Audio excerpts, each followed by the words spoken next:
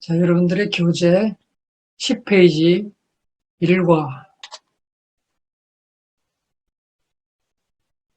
12페이지부터 이제 일반적인 서론 얘기가 나오는데,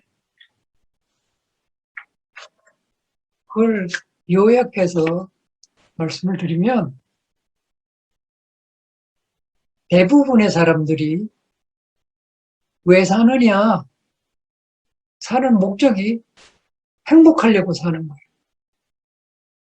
행복하게 살려고 그걸 목적으로 삼고 산단 말이죠.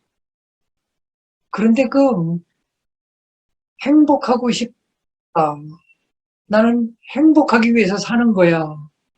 그 목적이 잘못되어 있기 때문에 사실은 그것 때문에 불행하게 살게 된다는 거예요. 왜 그러냐?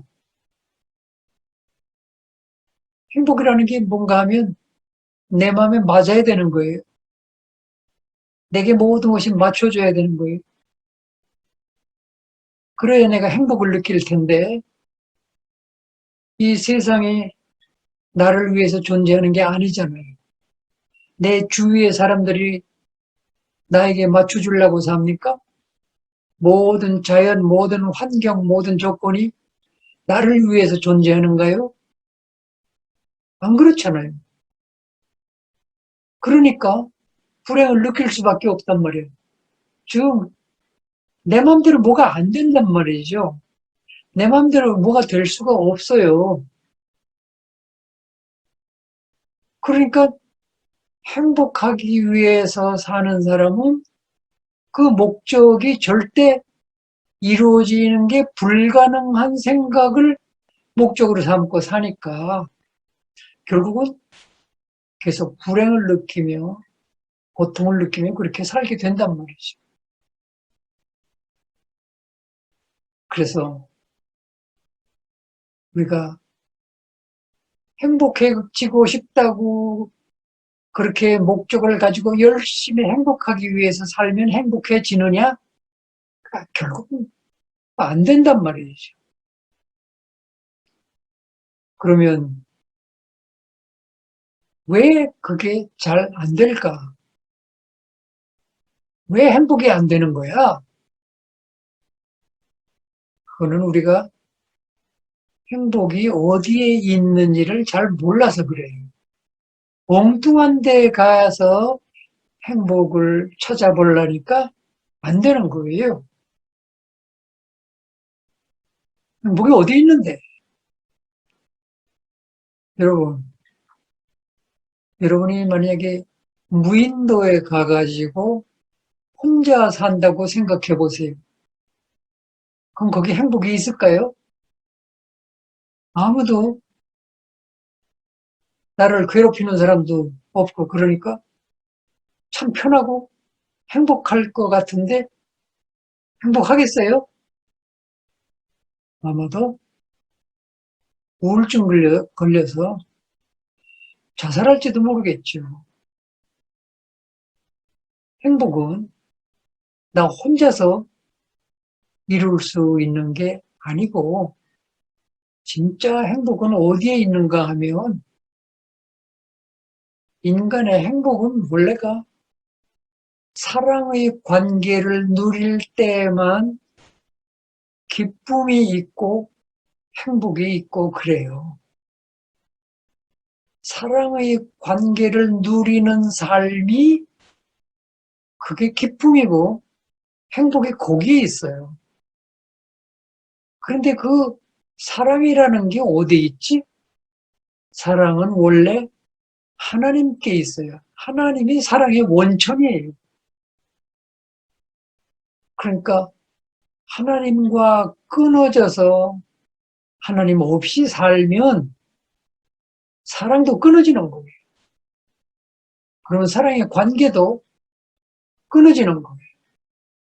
자, 사랑의 관계가 끊어지면 뭐만 남겠어요? 사랑의 관계가 끊어지면 여러분 한번 생각해 보세요. 너무너무 사랑해서 결혼까지 했어요. 그런데 살아보니까 사랑이 점점 식어지고 나하고 너무너무 안 맞아. 그러면 그 사랑이 원수로 변하는 거예요. 그러니까 이 세상에도 뭐 사랑이 있는 것 같지만 하나님을 떠나면 사랑의 찌끄러기만 조금 남는 거예요. 그래서 우리가 하나님으로부터 사랑의 원천이 되시는 사랑 자체이신 하나님으로부터 우리가 사랑을 공급받고 사랑의 능력도 공급받고 그래서 하나님의 사랑을 내가 받고 나도 하나님을 사랑하고 그게 되면 저절로 사람과의 사랑의 관계도 이루어지는 거예요. 그때야 그 사랑의 관계를 하나님과 또는 이웃, 내 주위의 사람들과 또는 심지어는 자연과 나와 나 사이에도 이 사랑의 관계가 이루어져야 그걸 누리게 될 때라야 사실 우리가 행복한 삶이 될 수 있는 거예요. 근데 이 사랑이 끊어지면 뭐가 남겠어요? 사랑이 끊어진 자리에는 미움과 또 교만과 욕심과 그게 조금 더 심해지면 싸우고 전쟁하고 그러는 거예요. 그러니까 하나님을 떠나면 사랑이 끊어지고 사랑의 관계가 끊어지면 전쟁으로 가는 거예요. 그게 불행이에요. 자, 그런데 하나님은 사랑이시니까 사랑의 특징이 뭐예요? 사랑은 함께 있을 때 제일 기쁜 거예요. 그게 사랑의 특징이에요. 그래서 하나님은 자꾸 우리와 함께 하시기를 기뻐하시는 거예요. 우리가 다 하나님 배반하고 하나님 떠나서 타락해버렸음에도 불구하고 그래도 하나님은 이 사랑을 포기 못하기 때문에 자기를 십자가에 희생시켜 가면서까지 우리를 구원하셔서 다시 우리를 회복시키셔서 다시 우리와 함께 사랑의 관계를 누리고 싶어서 그래서 하나님은 우리를 그토록 사랑하시기 때문에 우리와 함께 하시기를 소원하시고 기뻐하시고 그러는 거예요. 이거를 우리가 깨닫고 하나님과의 관계가 회복돼서 사랑의 관계를 누리면서 살 때만 우리는 행복할 수 있는데 근데 불행하게도 마귀라는 존재가 또 있어요. 하나님은 사랑의 관계를 통해서 함께하는 것을 너무너무 기뻐하시지만 마귀는 반대로 우리를 갈라놓고 분열시키고 서로 떨어지게 만들어서 그래서 우리를 불행하게 만드는 거예요. 마귀는 어떻게든지 우리 인간들을 하나님과 띄워놓으려고 하나님과 떨어지게 그렇게 해서 자기가 사람들을 다스리게 하려고.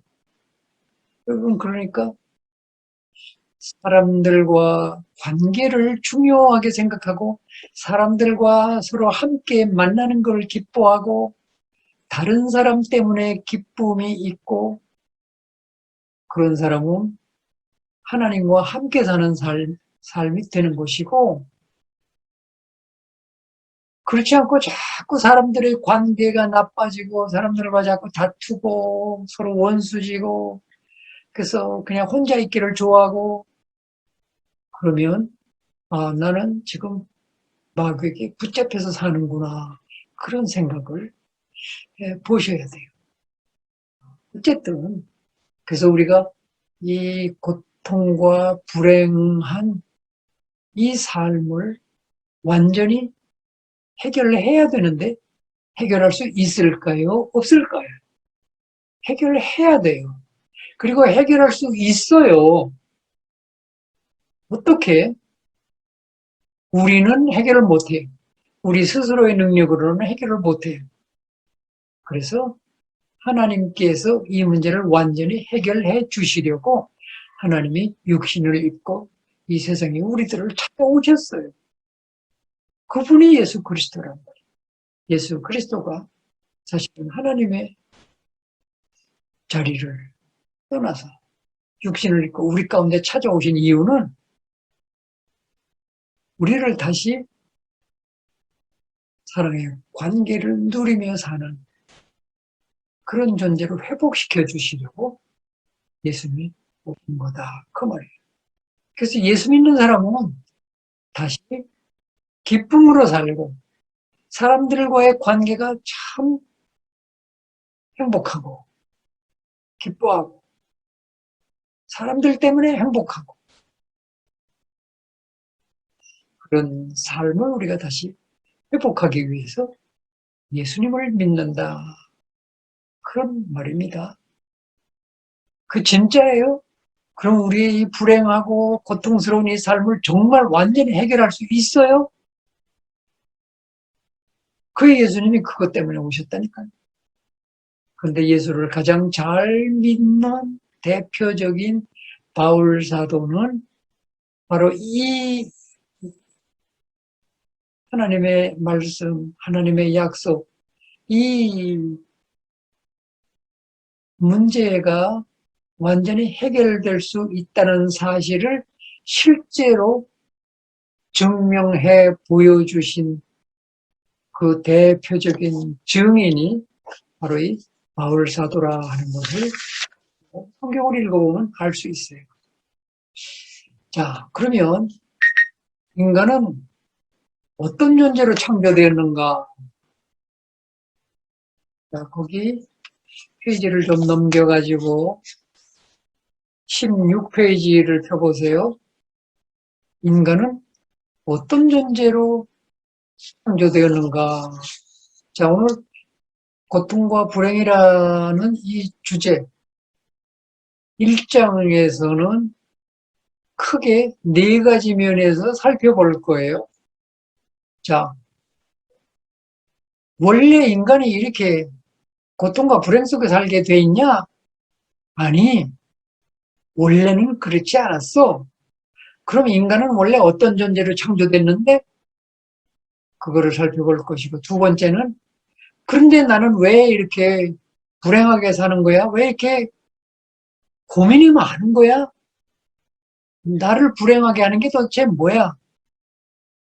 두 번째로 그런 점을 살펴볼 것이고, 세 번째는 결국 인간의 근본 문제는 영적인 것에 문제가 있다. 영적인 문제 때문에 인간은 문제가 되는 것이다.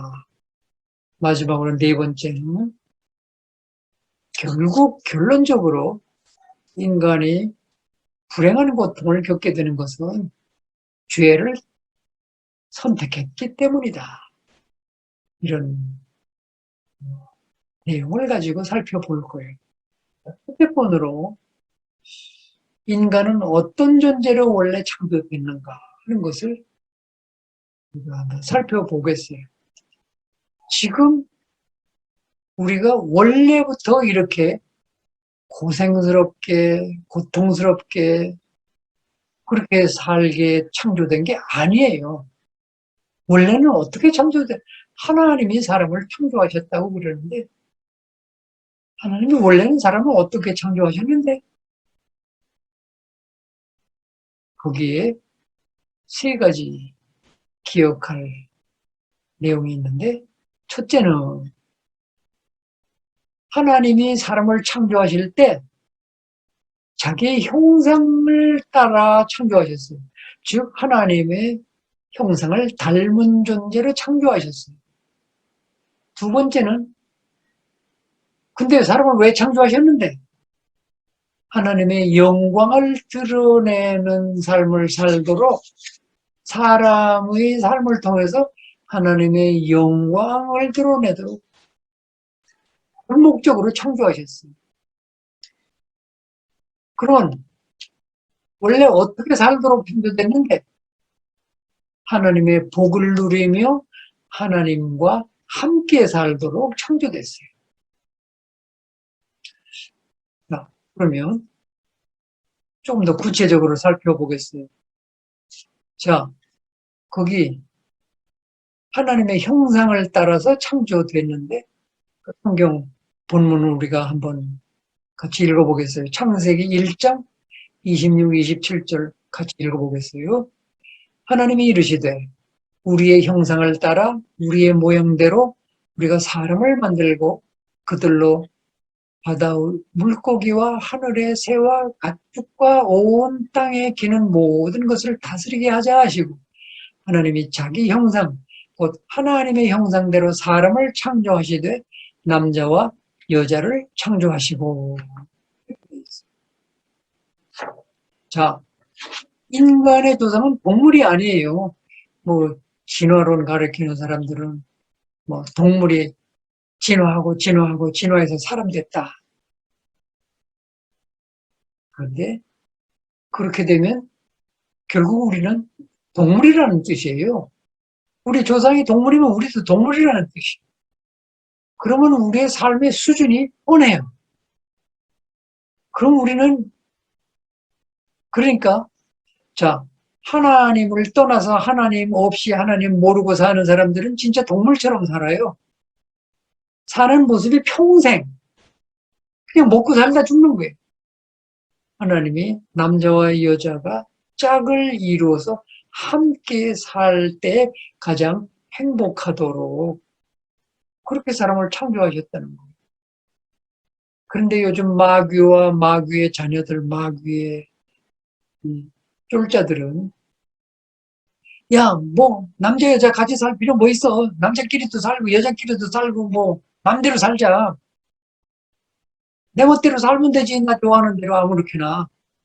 그래가지고 무슨 차별금지법이니 뭐 하여튼 요즘 그런 난리를 피고 있어요. 그러니까 이건 뭐냐 하면 사탄이 자기 때가 얼마 남지 않은 줄을 알고 지금 최후 발악을 하는 거예요. 우리는 거기 속아 넘어가면 안 돼요. 하나님의 창조 원리를 깨버리려고 그걸 파괴하려고 그래서 그런 작전을 지금 벌이고 있는 거예요. 근데 말은 참 그럴듯해요. 사람이 차별하면 안 되지 않냐?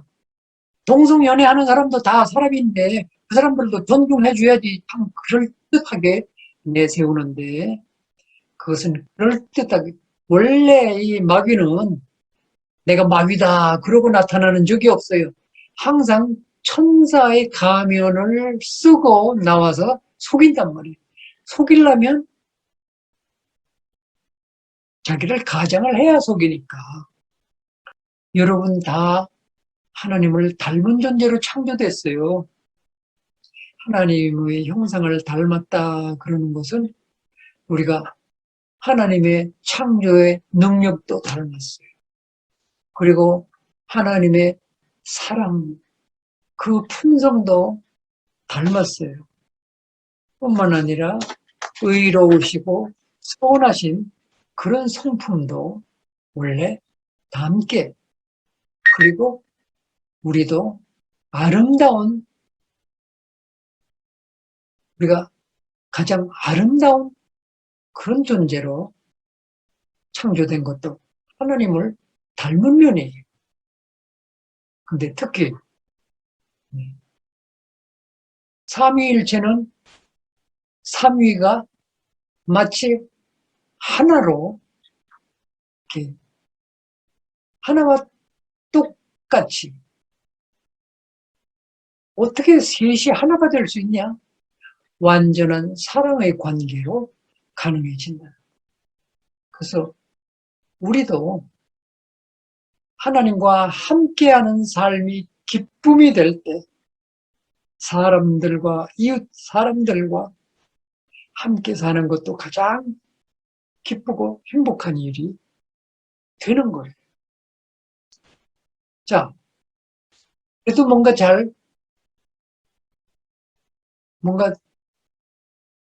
좀 명확하게 이해가 안 되죠.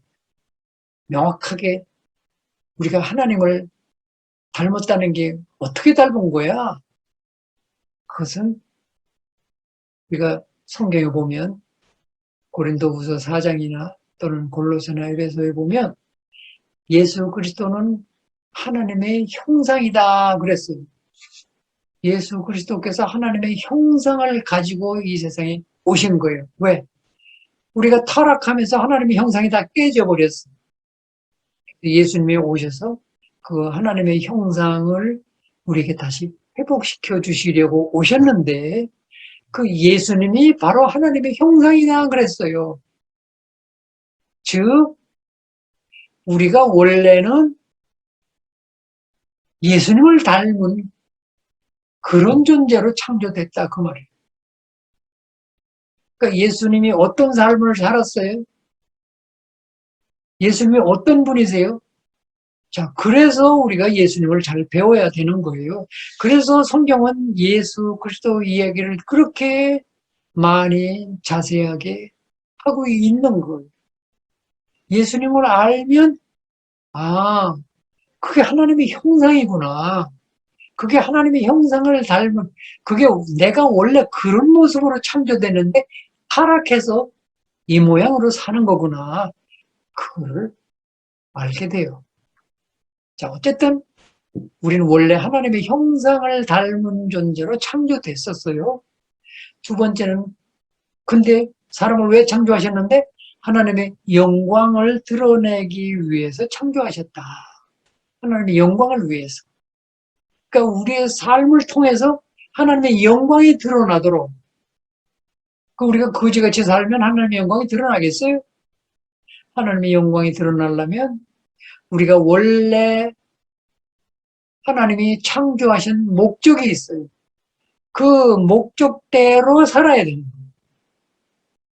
즉 다시 말하면 예수님이 하나님의 형상이라고 그랬으니까 예수님의 모습대로 살 때 하나님의 영광을 받으시는 거예요. 모든 사람들이 다 예수님처럼 그렇게 살 때 하나님이 얼마나 영광을 받으시겠어요.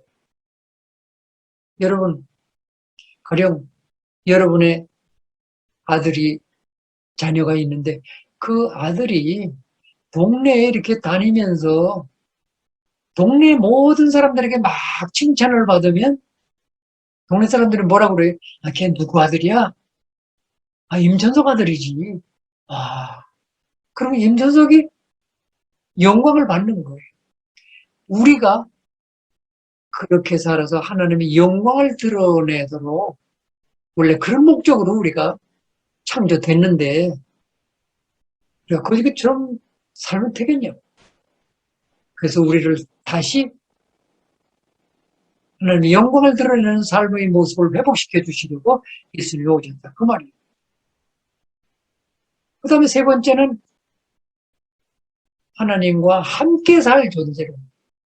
우리가 하나님을 떠나면 안 돼요. 우리가 원래 하나님이 우리를 창조하실 때 하나님과 함께 살도록 동물은 아니야. 우리가 예수 믿는 이유는 뭐예요? 지금 성경을 배우는 이유는 뭐예요? 우리가 다시 원래 하나님이 창조하셨던 그 사람으로 우리가 다시 회복되려고. 예수님이 그래서 오셨기 때문에 그래서 예수님을 붙들고 우리가 다시 회복이 돼야 되는 거예요. 자, 그러면 내가 왜 이렇게 불행한 고통을 겪으면서 살아야 되는 거야? 나를 불행하게 하는 게 뭐지? 여러분들은 뭐 때문에 불행하다고 생각하세요? 성경 말씀에 거기 성경 구약 에스겔 14장에 있는 말씀이 거기에 적혀 있죠? 한번 같이 읽어보겠어요. 에스겔 14장 21절로 23절. 주 여호와께서 이같이 이르시되 내가 나의 네 가지 중한 벌 곧 칼과 기근과 사나운 짐승과 전염병을 예루살렘에 함께 내려 사람과 짐승을 그 중에 끊으리니 그 해가 더욱 심하지 아니하겠느냐. 그러나 그 가운데 피하는 자가 남아있어 끌려 나오리니 곧 자녀들이라. 그들이 너희에게로 나오리니 너희가 그 행동과 소행을 보면 내가 예루살렘에 내린 재앙 곧 그 내린 모든 일에 대하여 너희가 위로를 받을 것이라. 너희가 그 행동과 소행을 볼 때에 그들에 의해 위로를 받고 내가 예루살렘에서 행한 모든 일이 이유 없이 한 것이 아닌 줄을 너희들이 알게 될 거다. 이게 무슨 말씀이에요? 자, 고통과 불행이 괜히 있는 게 아니라는 말씀이에요. 이유가 있다는 거예요. 우연히 그런 게 아니라 이유가 있다는 거예요. 무슨 이유? 바로 우리의 사는 행동과 생각과 그 모습이 하나님의 진노를 불러일으킬 만큼 그런 모습으로 살기 때문에 그래서 하나님이 진노하시고 매를 때려서라도 좀 고쳐주려고. 그래서 무슨 매를 때리시느냐? 거기 네 가지가 있어요. 하나님이 우리에게 네 가지 벌을 주신다고 했어요. 칼과 기근과 짐승과 전염병. 이 칼은 옛날에는 전쟁할 때 칼로 전쟁을 했어요. 지금은 뭐 무기가 너무 발달되어 있지만 옛날에는 칼이다 그러면 전쟁을 의미하는 거예요. 옛날 영화 봤죠? 나라와 나라가 전쟁할 때도 칼과 활을 가지고 나가잖아요.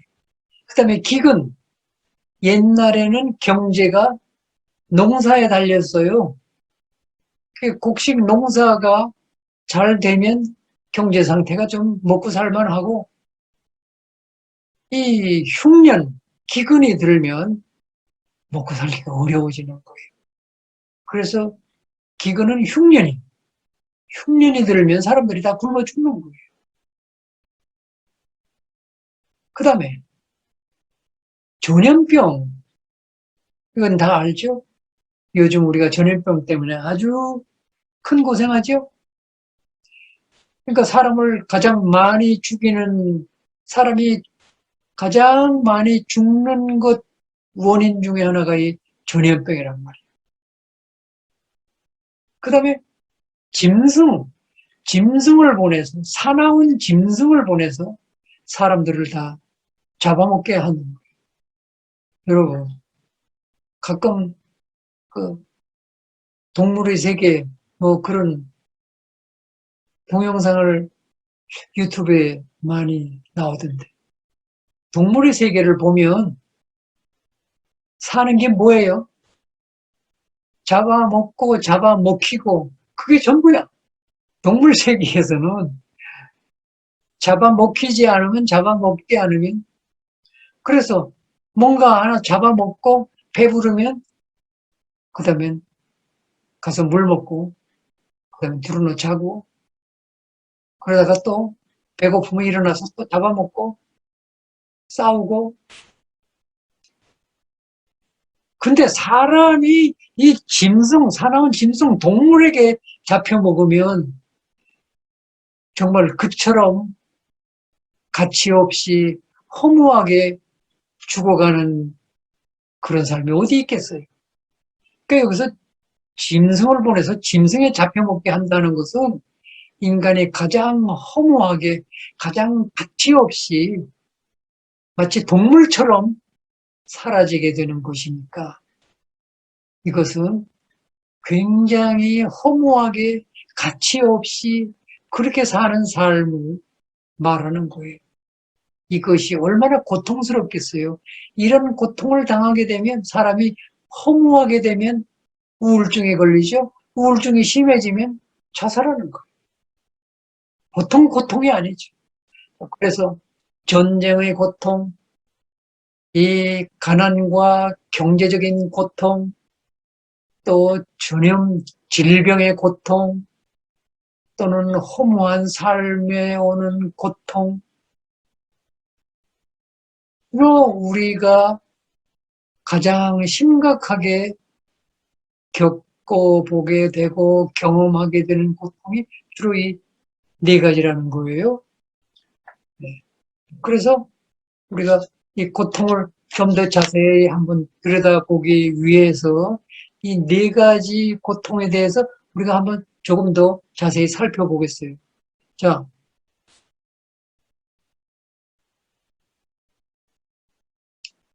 질병으로 인한 고통, 여러분, 무섭죠?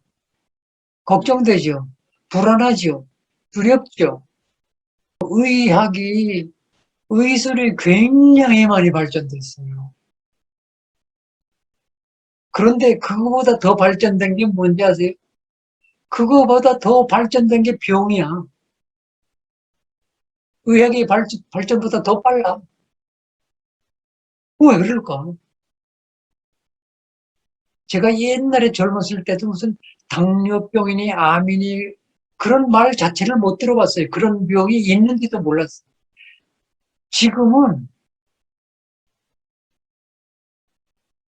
당뇨병, 뭐 암, 무슨 그런 심각한 병이 마치 감기인 것처럼 그렇게 흔하더라고요.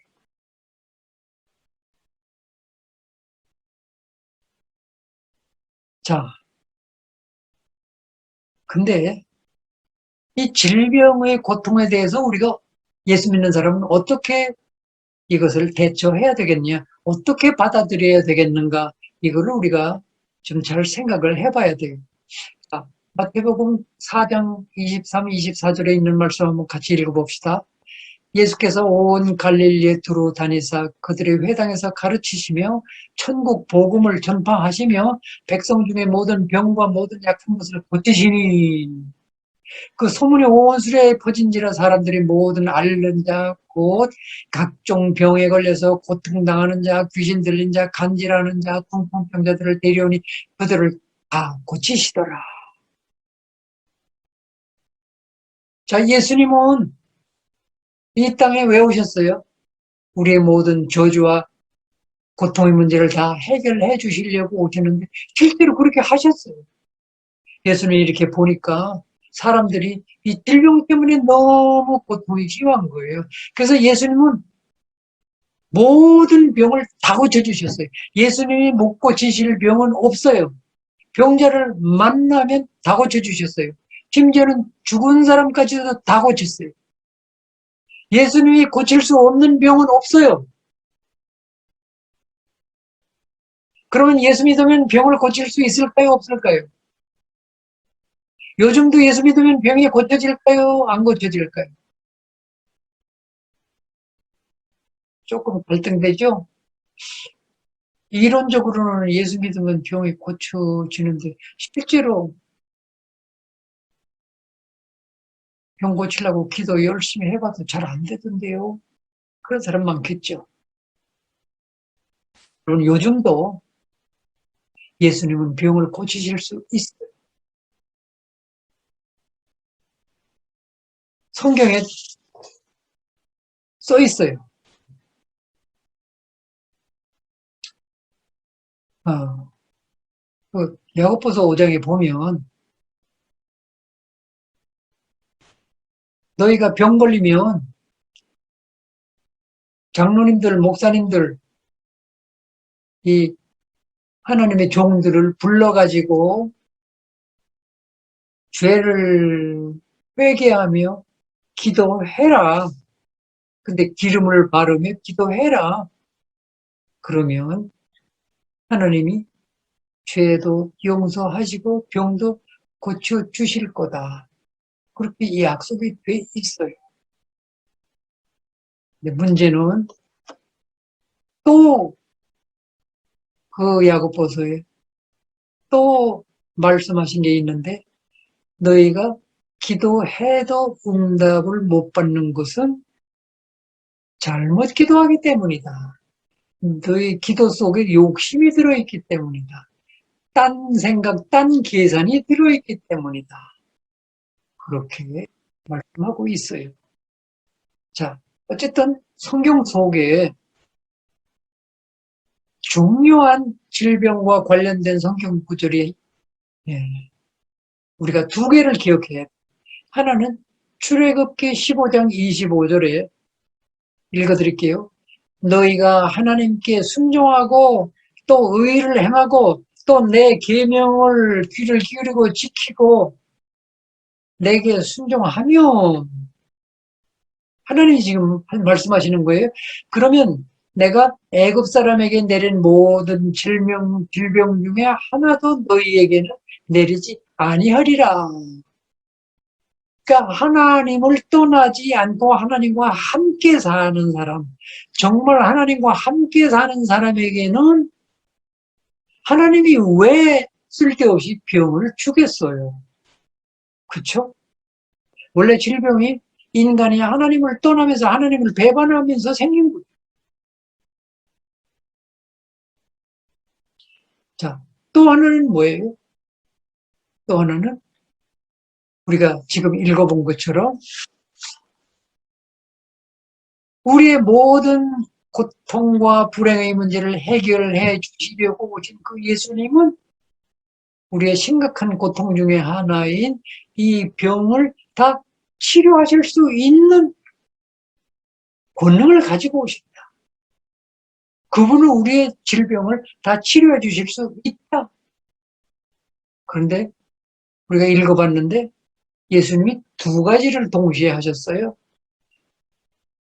병자가 오면 병자도 다 치료해 주셨는데 병만 치료하신 게 아니라 또 뭘 하셨다? 천국 복음을 가르쳐 주셨다. 예수님이 하시려는 것은 천국 복음을 가르쳐 주시는 동시에 또 병도 치료해 주시는 것. 이것 두 가지를 합해서 보면 무슨 얘기가 되는가 하면 빛이 들어오면 어두움은 반드시 쫓겨나게 돼 있어요. 예수님이 천국 복음을 우리에게 가지고 오셨어요.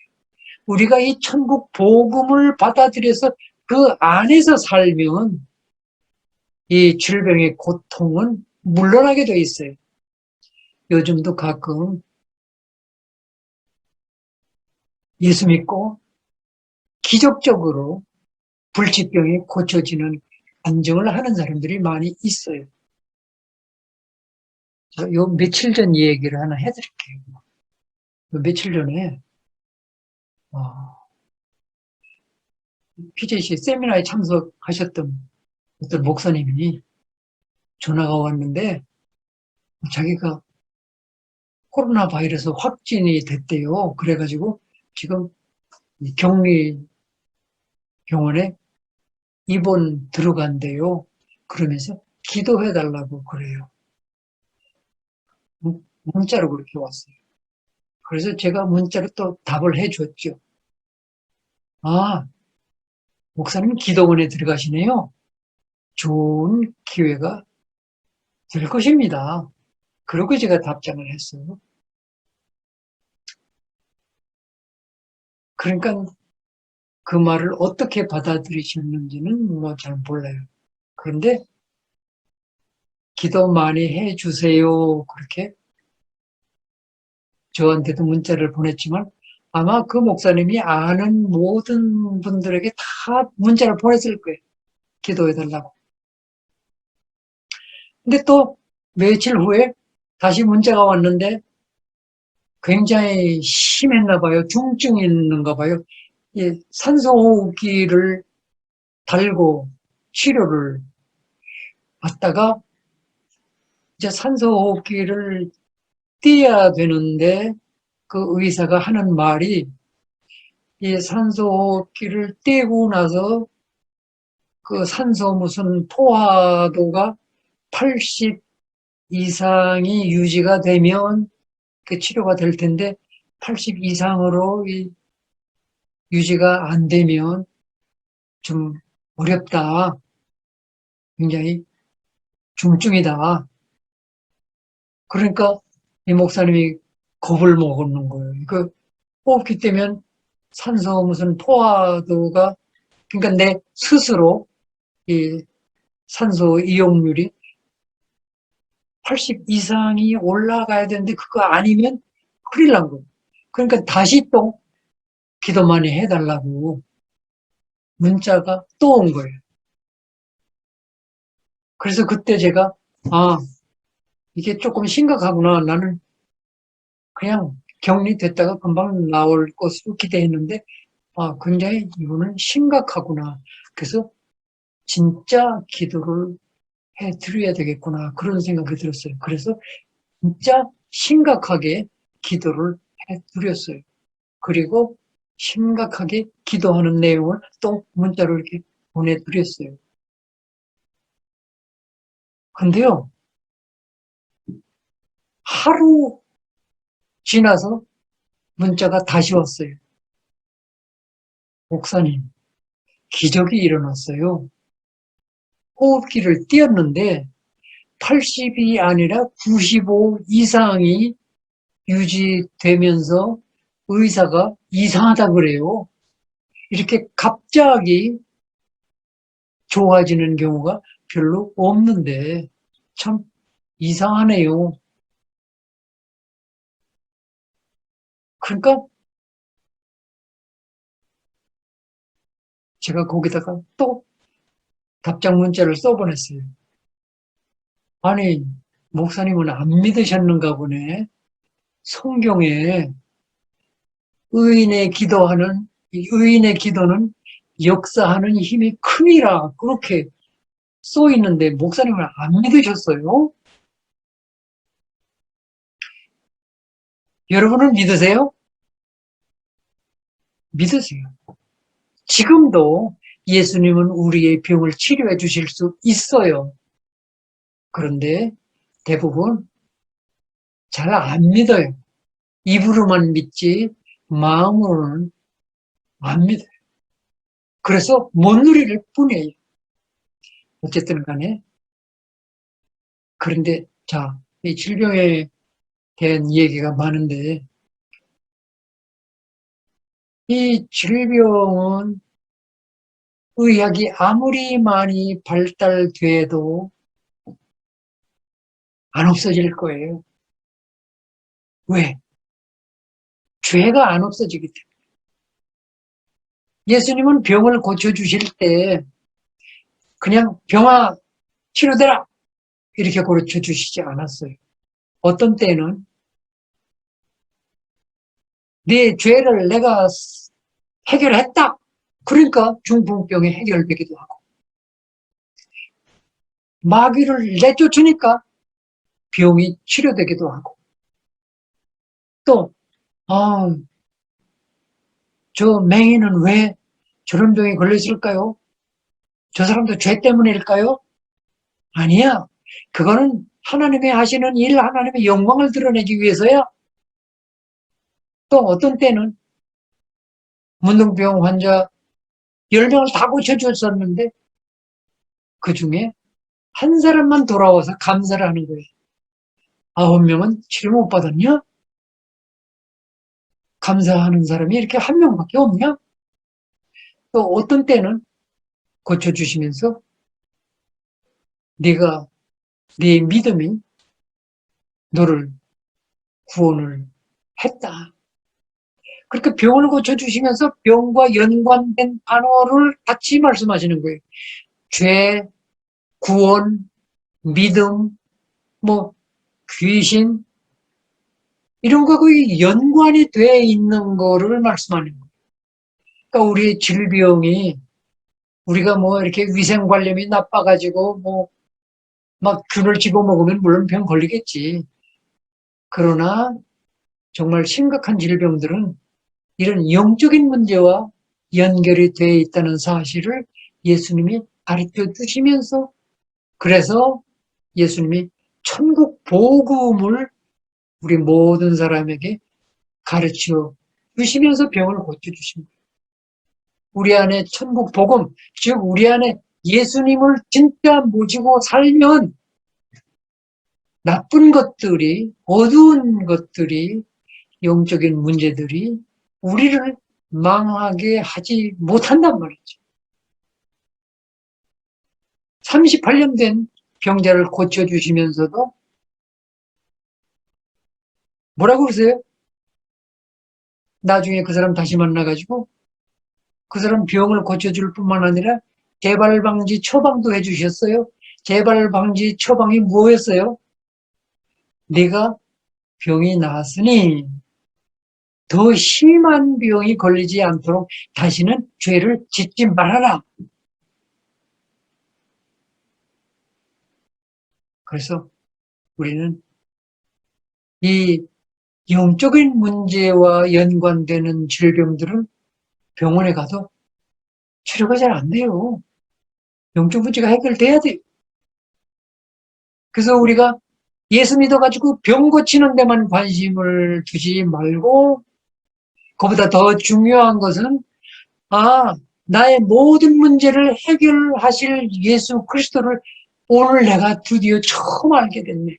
이 예수 그리스도를 내가 만났다는 사실이 나에게 가장 큰 축복이요. 나에게 가장 큰 기쁨이네. 이게 중요한 거예요. 어떤 사람은 병 고치려고 예수 믿는 사람도 있고 어떤 사람은 내 근본적인 영적 문제, 내 운명을 바꾸기 위해서 예수 믿는 사람도 있고 어떤 게 더 중요하겠어요, 여러분? 이 38년 된 병자는 자기 병을 고치는 것도 기쁨이지만 더 큰 기쁨은 뭐예요? 모든 문제를 해결해 주실 예수님을 만났다는 그 사실이 가장 기쁨이고 가장 큰 축복이고 그것을 우리가 발견하고 깨달아야 된단 말이죠. 자, 예수님이 병을 고쳐주시는 그 비밀스러운 원리가 우리가 하나 알아야 되는 게 있는데, 가나안 여인의 병을 고쳐주실 때, 가나안 여인이 예수님 뒤에서 막 쫓아오면서 예수님, 우리 딸이 귀신 들렸어요. 우리 딸 좀 고쳐주세요. 딸 좀 고쳐주세요. 그래도 예수님은 들은 척도 안 하는 거예요. 막 간절하게 딸 좀 고쳐주세요. 그러니까 제자들이, 저 여자 돌려보내든지, 고쳐주시든지 좀 하세요, 예수님. 그러니까 예수님이 이렇게 돌아보면서, 야, 아니, 자기 자식의 빵을 뺏어가지고 개에게 던져주는 사람 봤냐? 그러시는 거예요. 그게 뭐야? 너 가난한 여자잖아. 내가 네 병을 왜 고쳐줘야 되는데? 나는 이스라엘 사람만 고쳐줘. 너는 개야. 내가 걔한테 내 자식의 빵을 뺏어서 너한테 던져주겠냐? 이렇게 말씀하신 거예요. 여러분 같으면 어떡하겠어요? 진짜 치사하다. 아이고, 안 고치고 말겠어. 잘 먹고 잘 사시고. 그 사람은 절대 못 고쳐서 그런 거예요. 근데 이 여자는 선생님 말씀은 옳습니다. 그렇지만 개도 주인의 상에서 떨어지는 부스러기를 가끔 주워 먹는 수가 있지 않습니까? 그러니까 예수님이 고쳐준 거예요. 너 믿음 참 대단하구나. 네 딸 다 낳았다 가봐라. 여러분 그런 믿음, 예수님에 대한 믿음이 그 정도 되는데 병 못 고칠 사람이 있겠어요?